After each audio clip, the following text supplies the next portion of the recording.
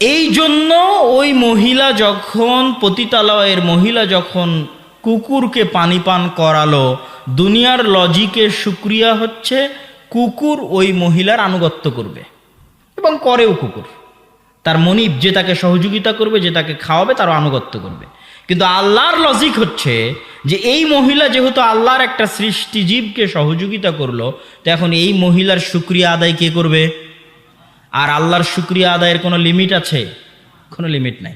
তো আল্লাহর শুকরিয়া আদায় স্বরূপ বললেন, তোমার সব গুনাহ ক্ষমা, তুমি জান্নাতে। আল্লাহু আকবার। এই জন্য কখনো আত্মীয় স্বজন, ভাই বোন, পাড়া প্রতিবেশী কারো প্রতি অন্তরে সংকীর্ণতা রেখে সহযোগিতা থেকে বিরত থাকবেন না। আপনি সহযোগিতা করবেন, আপনার শুকরিয়া আদায় করবে আল্লাহ। আর মানুষের শুকরিয়া সীমাবদ্ধ। মানুষের শুকরিয়া নিয়ে কি করবেন? মানুষ 100 টাকা দিয়ে শুকরিয়া আদায় করবে, 500 টাকা দিয়ে শুকরিয়া আদায় করবে, আর আল্লাহ সুবহানাহু ওয়া তাআলা কিভাবে আপনার শুকরিয়া আদায় করবে আপনি নিজেও জানেন না। সুতরাং আল্লাহর শুকরিয়ার আশায়, আল্লাহর কাছ থেকে প্রতিদান পাবেন এই আশায় মানুষকে সহযোগিতা করতে হবে। সম্মানিত